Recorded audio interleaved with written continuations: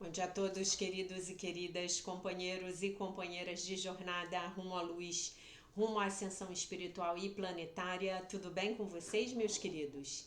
Então, hoje é quarta-feira, dia 2 de agosto de 2023 e nós vamos juntos aqui dar continuidade à nossa jornada de cura da criança interior através dos ensinamentos de Um Curso em Milagres, né? Então, começamos o nosso vídeo com a revisão da lição do dia. Estamos na lição 214, ainda na nossa sexta revisão, cujo pensamento central é: eu não sou um corpo, eu sou livre, pois ainda sou como Deus me criou. E hoje nós revisamos a maravilhosa lição 194, entrego o futuro nas mãos de Deus.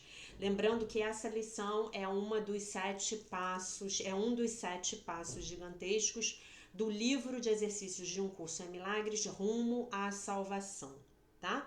Lembrando aqui que a salvação, ela consiste no total desprendimento do sistema de pensamento do ego, né? Uma maneira também aí de a gente explicar o que significa a palavra salvação dentro do livro Um Curso em Milagres, tá? Então, entrego o futuro nas mãos de Deus. O passado se foi, o futuro ainda não existe. Agora estou livre de ambos, pois o que Deus dá só pode ser para o bem, e aceito só o que Ele dá como o que me pertence. Então, o que o ego me dá não me pertence. Não quero, muito obrigada, tchau, né? O que Deus me dá é o que eu quero, né? Esse é um grande exercício para a gente de desapego dos nossos desejos e vontades egóicos, né? E agora o meu gato resolveu, ele viu a porta do escritório fechada e ele resolveu que ele tem que entrar. Vocês me aguardem, porque na hora que ele entrar, ele vai resolver que ele quer sair. Vamos fazer a tentativa número 2, que é gravar o vídeo com o gato, né? Vocês não têm ideia do temperamento deste gato. Quando ele quer uma coisa, tem que ser do jeito dele. E na hora que ele quer. Tá? Olha a cara dele, a cara dele. Então você vai deitar aqui e ficar quieto, tá bom? Pronto. Vídeo com o gato no colo. Então, eu não sou um corpo, eu sou livre, pois ainda sou como Deus me criou. Lembrando que há uns 2 meses atrás, nós fizemos um vídeo chamado, uma live chamada Os 7 Passos Gigantescos. Não, Os Passos Gigantescos, né? E se você ainda não tiver assistido essa live, por favor, assista, tá? Essa live, ela tem um conteúdo muito precioso para aqueles que são os estudantes realmente comprometidos com a compreensão do ensinamento de Um Curso em Milagres, tá? Então assista. Eu não sou um corpo, eu sou livre, pois ainda sou como Deus me criou. Entrego o futuro nas mãos de Deus. Eu não sou um corpo, eu sou livre, pois ainda sou como Deus me criou. Passamos então para a leitura do livro Um Ano de Milagres, A Year of Miracles, Daily Devotions and Reflections, da nossa querida Marianne Williamson. E o texto dela, do dia 214, declara: eu não evitarei a minha responsabilidade de olhar profundamente para dentro de mim mesmo, de mim mesma, né? Então, na minha opinião, no meu ponto de vista, esse é o ponto central de Um Curso em Milagres. Eu vou ter que olhar para mim. Eu vou ter que olhar para a minha vida. Eu vou ter que olhar para os meus padrões disfuncionais de comportamento. Eu os aprendi, tá? Eu não sou culpado. Se você ainda estiver achando que você é culpado, então eu vou pedir a você que assista a live que nós fizemos no domingo, agora.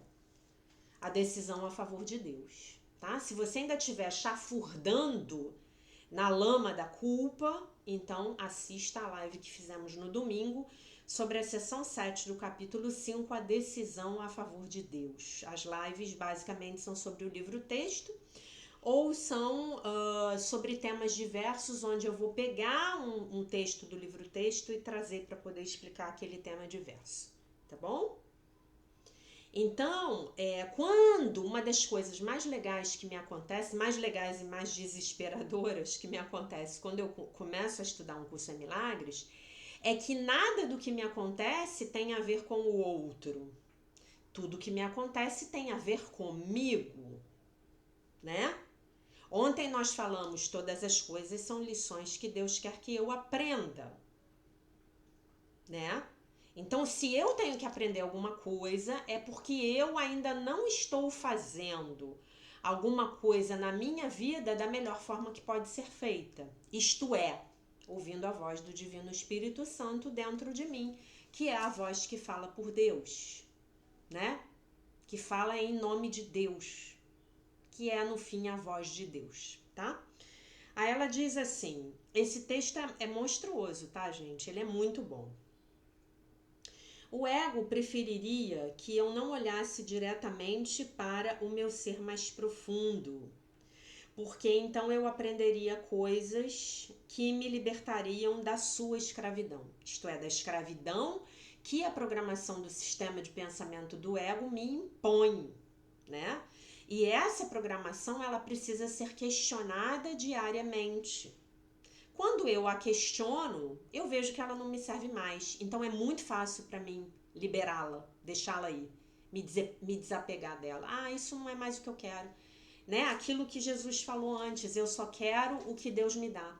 Porque só o que Deus me dá, só os pensamentos que Deus me dá, me pertencem verdadeiramente. Né? O resto é confusão mental. O resto é lixo mental. O resto é massa mental negativa. O resto me leva a olhar para a vida, olhar para as pessoas, olhar para o mundo de uma maneira que definitivamente não me serve mais, né? Então eu tomo a decisão de abrir mão de tudo isso, tá? Eu aprenderia sobre a infinita beleza que está além desse contorcionismo desse meu eu pessoal, que é o ego, né? Do contorcionismo desse meu eu pessoal. Eu aprenderia que, além do meu tormento, está a glória da minha alma, tá? Aqui ela tá dizendo que a alma é o nosso ser real. Ela tá fazendo essa analogia, né? Hoje eu escolho uma vida consciente. Eu vou perguntar a mim mesma, a mim mesmo, quando alguma coisa não tiver dado certo, eu vou perguntar a mim mesmo o que eu fiz ou o que eu deixei de fazer que contribuiu para causar este acontecimento. Então, essa é uma excelente pergunta. Porque às vezes, gente, estamos fazendo aquilo que não nos convém. Mas às vezes estamos nos omitindo e deixando de fazer aquilo que nos convém, aquilo que é necessário, tá bom? Então, às vezes, a gente se acha muito bom, porque nós evitamos conflito, porque nós não nos posicionamos, né? Mas tem uma frase na Bíblia que me foi lembrada por um grande amigo meu, que é algo do tipo, o inferno pertence aos mornos, né? E que eu já citei aqui ano passado essa frase, né? Então que não sejamos mornos, né? Que nós tenhamos a humildade para pedir a orientação do Divino Espírito Santo e que nós possamos nos posicionar diretamente, honestamente, verdadeiramente a respeito daquilo que nós acreditamos que é a verdade. Que não sejamos omissos, que nós não usemos o nosso desenvolvimento espiritual para nos silenciar. Porque isso é uma estratégia do ego. E nós não queremos isso. Uma das grandes lições que nós temos que aprender nessa caminhada, nesse ponto em que nós estamos, é a de estabelecer limites. De dizer não quando não é a resposta apropriada. Não, a partir daqui você não vai. Não. Tá? Isso é muito importante. Hoje, tá. Apenas então, me será revelada a fonte da minha dor, né? Quando eu perguntar para o Divino Espírito Santo, anota essa pergunta no dia 2 de agosto, na agendinha de vocês. Essa é uma pergunta poderosa para a gente fazer para o Divino Espírito Santo. Vou fazer agora, meu Divino Espírito Santo, o que que eu fiz ou o que que eu deixei de fazer para ajudar, né? Para ajudar a causar esse entorse que eu tive aqui no meu pé. Por favor, me mostre, né? Apenas então me será revelada a fonte da minha dor, e eu serei curado na medida em que eu estiver disposto a olhar honestamente para mim mesmo. Porque eu quero olhar honestamente para o outro. Eu quero falar da vida do outro, né? Eu quero fofocar sobre o outro, né? Eu quero muito dizer que eu sou maravilhosa e o outro é um incompetente. Mas essa é uma estratégia do ego para eu parar de olhar para a minha vida. Mas se eu entrego esse hábito nas mãos do Divino Espírito Santo, como eu digo para vocês, e voa lá, o Espírito Santo ele faz uma coisa muito legal com a presença do outro na minha vida. Ele me mostra no outro as tendências que eu ainda não, as tendências destrutivas que eu ainda não eliminei da minha vida. Tá bom? Ok? E aí a oração. A oração é maravilhosa. A Carla ou a Laura Fabres vão copiar aqui para mim, eu tenho certeza. Eu agradeço muito. Então vamos à oração. Querido Deus, por favor envie os anjos para me acompanharem no meu caminho de autoconscientização. Que o meu embaraço não me detenha de olhar para a verdade a respeito de como eu me comporto, né? Então, quando eu começo a olhar para mim mesmo, em alguma medida eu vou começar a ficar embaraçada. Vou falar, nossa, mas eu ainda tenho essa atitude? Nossa, mas olha os pensamentos que eu tô tendo a respeito dessa pessoa, né? Eu tô imaginando aqui que eu chego na pessoa e eu dou um tapa na cara dela para ver se ela acorda, né? Mas isso tudo é meu, isso tudo me pertence. Então eu preciso olhar para isso de forma honesta, né? De forma diligente, né? Eu preciso, pegando a lição de hoje, eu entrego o futuro nas mãos de Deus. Muito engraçada essa lição hoje, porque essa lição hoje ela já começou antes mesmo de eu saber que era a lição do dia, para mim, né? Eu começo a ver os meus medos. E por trás dos meus medos se esconde a minha falta de confiança em Deus, né? Eu vou começar a ler de novo para ler inteiro, tá? Porque eu comecei a falar e já parei aqui. Então, querido Deus, por favor envie os anjos para me acompanharem no meu caminho de autoconscientização. Que o meu embaraço não me detenha, não me impeça de olhar para a verdade a respeito de como eu me comporto. Porque apenas quando eu vir os meus padrões, eu serei capaz de modificá-los.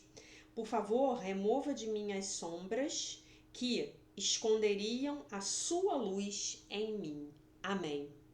E aí quando ela diz assim, somente quando eu olhar para os meus padrões eu serei capaz de modificá-los. Então, meus amores, eu vou dizer para vocês que eu não concordo. Não sou eu que modifico meus padrões, não sou eu. Eu humildemente reconheço, olho para os meus padrões, enxergo os meus padrões. Humildemente eu reconheço que eu mesmo tenho criado para minha vida, né? E aí então eu entrego esses padrões para o Divino Espírito Santo e falo para ele que não quero mais isso, né? Por favor, os remova da minha mente agora, né? Então, assim, vou dar um exemplo para vocês prático, né? Eu ontem estava conversando com uma pessoa e eu precisava dizer uma coisa, né? Só que eu não queria ser deselegante com essa pessoa, né? Eu não queria dizer não estou sendo tratada do jeito que eu quero e mereço, né? Era essa a mensagem que eu queria dar. Então, em vez de ir para essa postura, que é uma postura mais de ataque, eu falei de um outro jeito. Eu falei assim, estava rezando e meditando porque quando eu entro em contato com Deus e me conecto com Deus, Deus me lembra de que eu mereço o melhor. Né? E aí eu fiquei pensando, será que ele vai entender? E aí, hoje eu acordei com uma sensação tão grande de paz, tão grande, tão grande, tão grande de paz, que eu tenho certeza que a mensagem foi compreendida. Eu tenho certeza. E aí, olha só, eu não tô com raiva, eu não tô no ataque, eu não tô execrando a pessoa, julgando a pessoa, culpando a pessoa, condenando a pessoa. Eu não tô, né? Eu só tô explicando que eu tenho consciência de que hoje eu mereço o melhor na minha vida, né? E aí eu quero contar uma coisa pra vocês que tem tudo a ver com isso, né? Eu tava lendo um livro maravilhoso que eu acabei de ler ontem, né? E o final do livro foi um grande finale, né? E é um livro do Cryon que infelizmente está esgotado, tá? Eu consegui o e-book na Amazon. Eu acho que nem tem em português, que chama-se Jornada de Volta para Casa, né? Um livro do Cryon, do Lee Carroll, né? Na verdade, que canaliza o Cryon. Um livro muito bonito que eu já tinha comprado há mais de um ano, que eu já estava para ler. E quando eu voltei do Stargate da Argentina, meus guias falaram para mim, tá na hora de você ler, né? Porque o pessoal do Stargate trabalha muito com o pessoal do Cryon, né? É a mesma energia, né? E o livro é assim maravilhoso. E a mensagem final do livro é muito bonita. É muito bonita. Se eu tivesse que dizer para vocês qual seria a mensagem que eu acho que foi a mais importante que o livro traz, ou melhor dizendo, que o livro me trouxe, para mim a maior mensagem é: você tem a vida que você acredita que você merece ter. Então tudo na sua vida vai girar em torno do seu senso de merecimento. 2. Mas o seu senso de merecimento, ele está totalmente vinculado à sua conexão com o seu ser real. Então você não vai buscar o seu senso de merecimento fazendo 227 cursos. Não vai. Mas você vai buscar o seu senso de merecimento se conectando com a sua alma, com o seu ser real, com a sua consciência crística, com a sua imagem verdadeira, com o seu ser crístico, com o seu ser átmico, com o seu ser búdico, com o seu ser real. Isso aqui, corpício, como eu falo para vocês, o corpício é a projeção na terceira dimensão do seu ser real, passando lá espremida aquela energia por um funil muito grande para conseguir alcançar a terceira dimensão, né? Então é como se você tivesse uma quantidade de energia imensa, mas aqui na terceira dimensão só passa, sei lá, 0,001% dessa energia. E o seu despertar espiritual é você fazer com que passe 0002, 001, 01, 0,1, 1%, 5%, 2%, 20%. É isso, tá bom? E então a mensagem do livro é simplesmente essa, mas colocada de uma forma, porque ele conta uma história, né, uma parábola, então é muito bonita. Muito bonita a história, muito bonito o livro, né? E colocada de uma forma muito interessante, né? Então é isso que eu quero trazer para vocês também hoje, né? Que a sua felicidade na vida, em todas as áreas da sua vida, em todas, sua vida financeira, sua saúde, sua aparência física, seus relacionamentos, a sua conta bancária, sua vida familiar, tudo. Tudo vai ter a ver com o seu senso de merecimento. E eu sou merecedora de tudo que a vida tem de melhor para me oferecer. Eu sou digna de tudo de melhor que a vida tem para me oferecer. Se o outro não tem isso para me dar num relacionamento, eu não preciso ficar julgando o outro. Eu só preciso entender que aquela conexão não pode ir adiante, né? É como um emprego. Eu acho que eu, com as minhas qualificações, mereço ganhar 1.000, mas o emprego só me paga 500. Eu tenho duas opções. Ou eu me mantenho firme nos meus 1.000 e eu vou procurar outro emprego, ou então eu falo assim pra mim, nossa, eu posso aprender alguma coisa com esse emprego de 500. E eu posso ver durante um tempo se eu consigo que essa empresa prospere para eu poder ganhar 600, 700, 800, 900 mil, tá? Mas essa decisão eu vou ter que entregar lá na mão do Espírito Santo. Ele é que vai ter que decidir por mim e a favor de Deus, tá? Volto para a live. Se você não assistiu a live de domingo, por favor, assista. Infelizmente, eu tive um problema aqui com a internet, a live ficou picada em 2, tá? Então tem uma parte, tem a parte final de meia hora. Assista ambas, ok? Assista a teoria e a prática, tá? A teoria é muito importante e a prática é mais importante ainda, tá bom? Então, assim, é isso que nós estamos construindo aqui juntos com a jornada de cura da criança interior. Nós estamos pegando essas partes perdidas do nosso ser que foram humilhadas, traídas, injustiçadas, abandonadas, rejeitadas, renegadas, despossuídas, né? Não, você não me pertence, você não sou eu, vai embora. Vou deixar você lá do outro lado do rio e vou-me embora, né? Então eu faço comigo exatamente o que as pessoas fizeram comigo na tentativa de me programar egoicamente, né? Porque é assim que funciona na sociedade. A gente chega aqui e a gente recebe uma programação, né? Então, nessa jornada eu volto a me sentir merecedora e merecedora. De quê? Em primeiro lugar, de ser amado, amada por Deus. Porque a partir desse amor de Deus, tudo será consequência. Buscai primeiro o reino dos céus e todas as outras coisas vos serão acrescentadas, né? E esse fluxo, sem dúvida nenhuma, ele vai se abrir na sua vida. O fluxo do seu propósito de vida, da sua vida financeira, da correção da sua mente, da correção dos seus defeitos de caráter, dos seus padrões disfuncionais, da sua vida financeira, da sua vida amorosa. Pode confiar, tá bom? E às vezes as coisas vão chegar para você, para vocês, de um jeito que vocês vão ficar muito surpresos.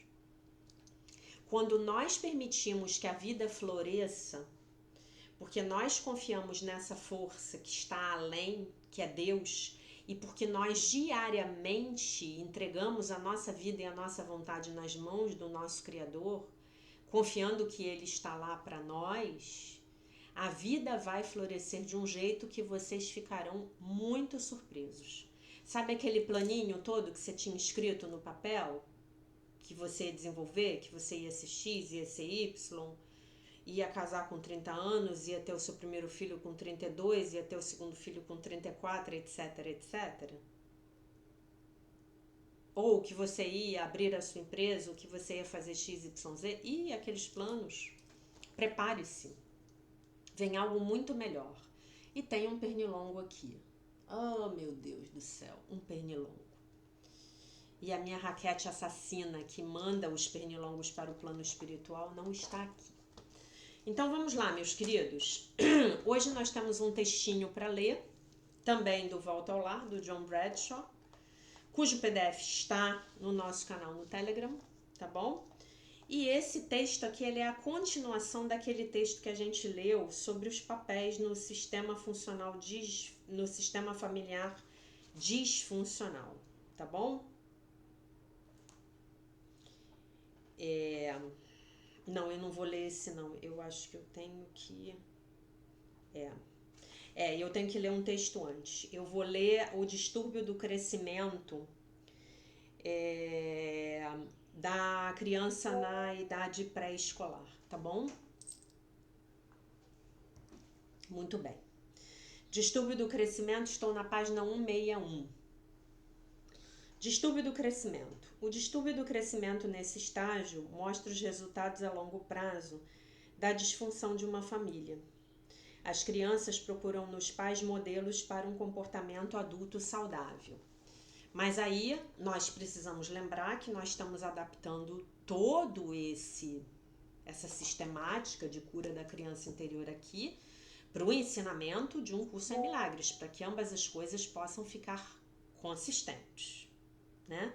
Então, se o meu pai e a minha mãe e os meus avós e os meus tios e os meus professores e os meus sacerdotes e os meus governantes eram regidos pelo sistema de pensamento do ego, o que eles vão me dar? O que eles vão passar para mim? Programações do sistema de pensamento do ego, tá? Então, como que eu vou olhar para o meu pai, para minha mãe e vou ver modelos de comportamento de um adulto saudável? Não. Eu vou ver os tais dos adultos crianças, né? Eu vou ver lá os tais. É disso que ele vai falar nesse item. Se a mamãe e o papai são adultos crianças codependentes e marcados pela vergonha, lembrando que é a vergonha tóxica da criança ferida, os filhos não podem formar relacionamentos íntimos saudáveis.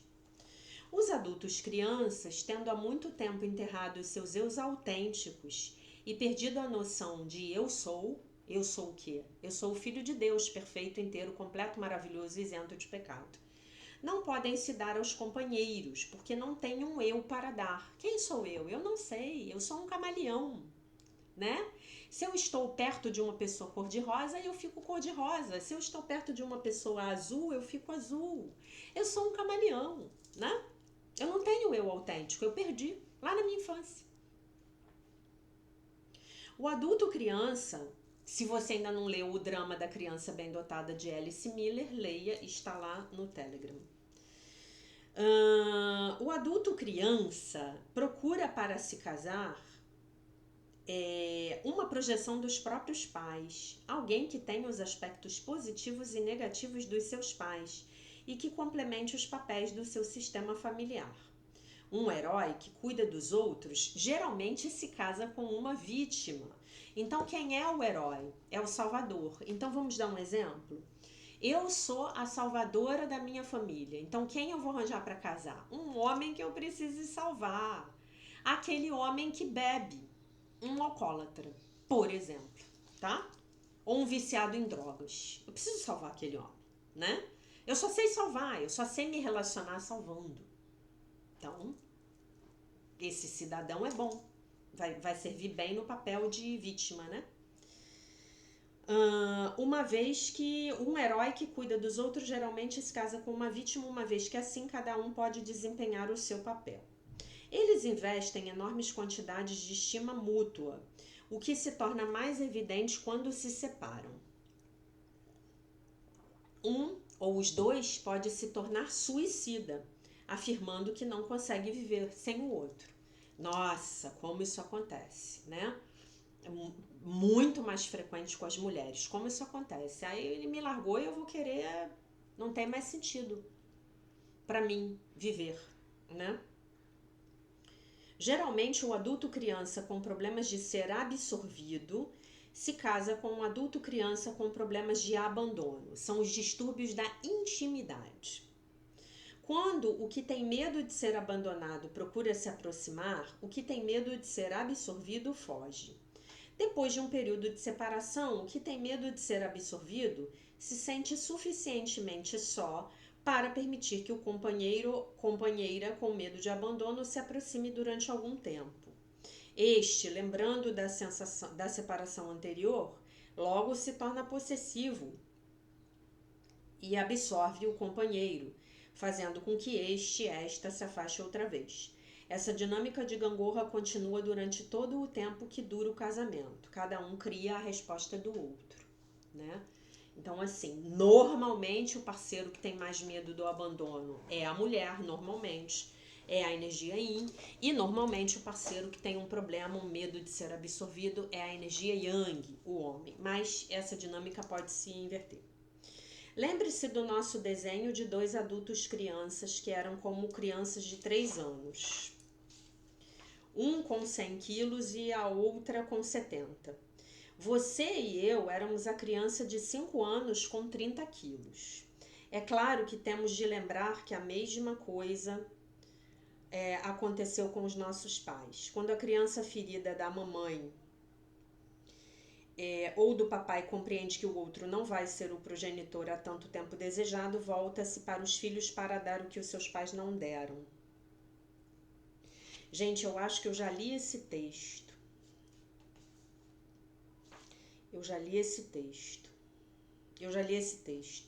Então eu vou ler o seguinte que eu ia ler, tá? Mas tudo bem. A gente sempre aprende um pouco mais quando relê, mas eu já li esse texto para vocês. Eu já li esse texto. É isso aqui, ó. O texto que eu ia ler hoje era Os papéis nos sistemas familiares disfuncionais. Identifique e descreva os papéis escolhidos pela sua criança na idade pré-escolar para ser importante dentro da família. O meu papel foi de estrela, o superrealizador, o zelador e o menino bonzinho. Os papéis escolhidos fazem de nós parte do elenco da peça familiar. É exatamente isso. É como se você estivesse num teatro e cada um dentro da família precisasse representar um papel. É interessante mencionar que quando você começa a se curar, normalmente você sai desse papel. E isso vai, na maioria dos casos, se os seus parentes não estiverem procurando crescer também, isso vai deixar eles muito contrariados, tá? E talvez até você seja expulso da família. Você seja convidado a se retirar, porque não existia ali um pertencimento relacionado ao seu ser, mas sim um pertencimento relacionado ao papel disfuncional que mantinha a engrenagem do sistema familiar doente rodando, tá? Procure saber quais os sentimentos que você precisou reprimir para representar o seu papel. Os scripts, exigem que os papéis sejam representados de determinado modo. Alguns sentimentos fazem parte do script, outros são proibidos por ele. Os meus papéis exigiam que eu estivesse sempre alegre, sorridente e parecendo feliz, e me proibiam de ter medo, de ficar triste ou zangado. Eu também, eu vivi muito essa dinâmica, muito. Eu me lembro inclusive de uma vez, isso já tem muitos anos, né? Isso foi lá pelo ano 2000, e eu estava estava num processo de autoconhecimento muito forte, e eu comecei, talvez pela primeira vez, a entrar em contato com as minhas vulnerabilidades, né? E aí eu me lembro que eu encontrei com a minha irmã e eu estava com um problema no trabalho. E aí eu comecei a reclamar e eu comecei a chorar com relação ao que estava acontecendo. E eu me lembro que a minha irmã ela olhou para mim e falou assim: mas como assim? Você está chorando por causa disso? Você não pode chorar. Para com isso. Você não pode chorar. Porque você sempre foi forte. Esse tipo de coisa não pode te incomodar. E aí eu olhei para aquilo assim, né? Porque a gente não tá muito consciente de como as pessoas nos veem, né? E aí eu me lembro que na semana seguinte eu levei esse assunto para minha sessão de terapia, né? E a minha terapeuta me ajudou a ver como essa identidade falsa que eu tinha construído de Mulher Maravilha, né? Ela precisava estar ali intacta para manter as outras pessoas nos seus lugares, né? Então vocês vão ver isso acontecendo na vida de vocês. Alguns sentimentos fazem parte do script, outros são... aqui eu já li. Eu só era importante enquanto eu fosse a estrela, né? Ele bota essa estrela com maiúscula assim, porque é um papel, né? E estivesse realizando alguma coisa. Eu não podia ser medíocre, eu não podia precisar de ajuda, né? Isso aqui poderia sair da minha boca. Eu não podia ser medíocre, eu não podia precisar de ajuda. Eu não podia, né? Eu não podia ficar doente. Eu não podia. Não tinha esse espaço, né? Tinha que ser forte. Se eu não representasse a contento, isto é, este papel, né, de superrealizador, estrela, eu seria destituído do meu poder. É claro que eu me tornei viciado em fazer coisas, né? Ele se transformou num fazedor compulsivo, né? Eu ainda me vejo muito nesse papel. É importante sentir as consequências vitalmente prejudiciais dos papéis desempenhados. Eles custaram a perda do seu eu autêntico da infância. Enquanto continuar a desempenhar esses papéis, o ferimento espiritual permanece. Você pode chegar ao fim da sua vida sem saber quem você realmente é. Lembrando que aqui na ferida da traição, nós vamos falar basicamente e principalmente dos papéis de substituto do marido do papai, da mamãe, substituta da esposa do papai, substituta da mamãe, substituto do papai, lindo garotinho da mamãe, filhinha queridinha do papai. Então vão ser esses os papéis que vão estar por trás dessa relação disfuncional entre pais e filhos que vai dar origem à ferida da traição, tá bom? Para recuperar a sua criança ferida desse estágio, você precisa desistir dos seus papéis rígidos no sistema familiar. Esses papéis, na verdade, nunca o fizeram sentir que era importante, não verdadeiramente, e certamente não ajudaram a ninguém da família. Pense no assunto. Alguém da sua família foi ajudado pelo fato de você representar os seus papéis? É aquela história do calço do pé da mesa, né, gente? Em alguma medida aquilo funcionou lá no passado porque a gente não sabia fazer diferente, né? Então aquele sistema cujo equilíbrio era muito frágil, muito instável, ele só se manteve de pé porque cada um representou os seus papéis, né? E vocês podem ter certeza de que se nós crianças estávamos desempenhando os nossos papéis, os nossos pais também estavam desempenhando os deles. O salvador, a vítima, né? O bode expiatório, né? E por aí vai. Feche os olhos e imagine que você não pode mais representar o seu papel principal. Uau! Vamos fazer isso agora? Qual é o seu papel principal? Feche os olhos e imagina que você não pode mais. Nossa, você não dá mais conta. Não posso mais, não tem mais energia para esse papel, né? O Divino Espírito Santo maravilhoso tirou toda a energia desse ego inflado, desse papel. Né? Tipo assim, imagina que o Espírito Santo é um anjo e ele chega perto de você e você tá lá dentro de uma bolha de sabão, todo inflado no seu papel. O seu papel é de vítima, o seu papel é de salvador, o seu papel é do herói, o seu papel é daquele que tá sempre forte, que não deixa a peteca cair, né? O seu papel é daquele que faz drama, daquele que cria uma confusão dentro de casa para trazer a atenção para si, né? O seu papel é do provedor, o seu papel é do palhaço, né? Que tem que alegrar todo mundo, né? Eu tenho eu tenho uma pessoa hoje atualmente que é uma amiga que compartilha muita coisa comigo, né? E eu tô tentando chamar a atenção dela para esse papel de palhaça, né? De trazer, que eu também sempre tive, né? De trazer o humor sempre para mascarar o sofrimento, né? Então eu sou o palhaço da turma. Eu sou aquele que, quando a coisa tá dentro da família, né? Eu era muito assim dentro da família, né? Quando a coisa tá horrível, vem e solta uma piada, né? Mas o que é isso? É uma defesa pra gente não entrar em contato com a dor. Então imagina que você tá lá dentro dessa bolha, como se fosse uma bolha de sabão, muito espessa, muito forte, mas aí chega o Divino Espírito Santo lá, ó. Eu tô visualizando aqui. Visualizem comigo. Aí o Divino Espírito Santo, ele assume a forma de, ele vem voando, né, aquele pombinho branco que a gente ama, aí ele assume a forma de um anjo branco alado, e aí ele pega uma agulha de tricô, eu amo essa imagem, pega uma agulha de tricô bem grande, dourada, de ouro, e vai, pum, explode a sua máscara, e você sente aquele papel escorrendo, Não tem mais energia egóica ali, eu não quero mais. Tô fora, né? Sabe aquele cara que faz a piada no enterro? Sou eu, sempre fui eu, sabe? Não, eu tô falando aqui figurativamente, até porque eu não sou de enterro, mas sabe? Sou eu.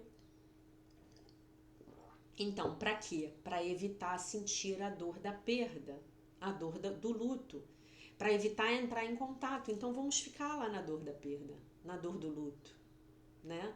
Eu tenho trazido muito esse elemento para ela e assim é muito evidente na interação com ela, que é uma pessoa maravilhosa, o quanto ela se distancia de si mesma, o quanto ela se dissocia da própria dor através das brincadeirinhas, do jeito de falar engraçado, né? Um super mecanismo de defesa. Aí olha que legal. Ele pergunta: qual é a sensação de você desistir desse papel? Qual é a sensação? Aí vem mais, vem mais. Tente imaginar 3 novas formas de comportamento que poderiam ser usadas para anular o papel de zelador da família. Por exemplo, você pode dizer não quando alguém pedir ajuda, ou pedir ajuda a alguém mesmo sem precisar. Né? O salvador, o herói, o zelador, ele só ajuda, ele não pede ajuda nunca. Ou ainda pensar num problema atual e pedir a opinião de alguém entendido no assunto. Com isso, você pode mudar o papel usado pela sua criança ferida para se adaptar à situação e entrar em contato com o seu eu verdadeiro. Seu eu autêntico pode gostar de ajudar os outros. Uma vez tendo desistido do papel rígido de zelador, você pode começar a ajudar os outros porque isso lhe dá prazer e não porque você tem que fazer, porque é uma compulsão, né? Para se sentir digno de amor e consideração. Aí é que tá. Né? O grande problema do codependente é que ele só se sente, ele só se vê como passível de ser amado quando ele está fazendo alguma coisa pelo outro, quando ele está salvando o outro, quando ele está ajudando o outro, quando ele está cuidando do outro, né? Ok? Só assim. E aí, isso tem um lado que pode se transformar em algo muito perverso. Que é tipo assim, vamos supor que eu tenha um codependente que é uma mulher codependente que é casada com um alcoólatra, né? E aí esse alcoólatra, ele começa a frequentar o AA. E aí ele não dá mais escândalo, ele não fica mais saindo de casa e voltando de madrugada bêbado. Ele tem um padrinho no Alcoólicos Anônimos que aconselha ele, que é um companheiro que já está muito mais adiantado no processo de recuperação. E aí aquela mulher que se apoiava, né, cuja identidade de salvadora se apoiava no alcoolismo do marido, de repente ela fica sem função. Mas espera aí, meu marido não bebe mais. Meu marido, quando tá mal, ele não se acaba, ele não desmaia no sofá em prantos. Não, ele liga pro padrinho dele do Alcoólicos Anônimos, né? E aí, eu sirvo para quê? Aí a mulher surta. Aí é possível você ver que a doença dos dois faz uma aliança, né? Que para ele ser alcoólatra, ela precisa e tá casado com ela precisa ser codependente. E para ela ser codependente, para ela ser codependente, ela precisa ter um alcoólatra ou um viciado em drogas para se casar. São papéis do ego, programações do ego, identidades do ego, né? Examine os outros papéis usando a fórmula descrita acima. Quer dizer, imagina que eu não posso mais desempenhar esse papel. Imagina que eu vou chegar lá no enterro e eu tô sentindo uma dor profunda e eu não tenho mais energia para fazer aquela piada, né? Não vou. E aí, o que me resta? Entrar em contato com a minha dor e com o meu luto e enxergar, olhar para minha perda e olhar para a dor que eu sinto diante da contemplação da impermanência da vida.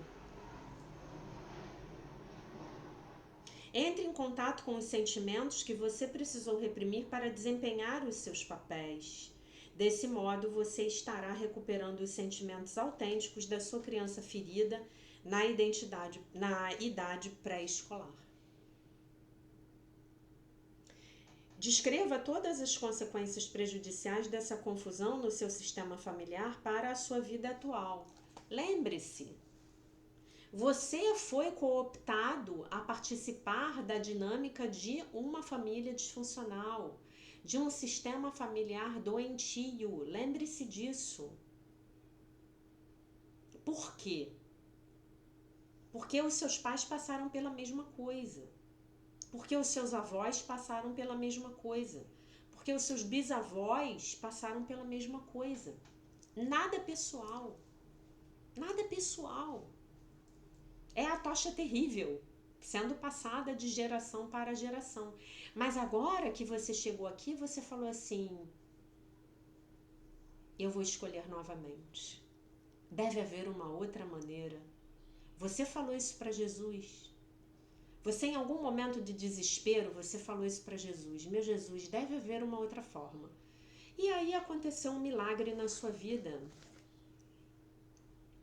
Este livro apareceu.